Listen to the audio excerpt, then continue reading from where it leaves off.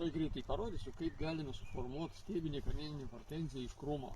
Turime štai tokį krūmą, pernai užaugo labai gražus tokie štai tokie ūgliai. Ir ką mes dabar padarysim iš šitų dviejų ūglių. Šie mažesni pašalinam, visiškai šalinam, kas nereikalinga. Čia mums nereikalingi bus šitie ūgeliai, pašalinam, įsmeigiant kuoliuką. Taip, ir supinam dabar kasytę.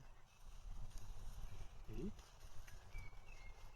pinam ir dabar tvirtinam. Taip. Viskas labai paprasta, matot, kad jau yra stiebas gaunasi pas mus. Tai porą judesių ir turime stiebinę hortenziją, kurie čia nieko nebus, bus stiebas gražus. Čia turėsime vainiką.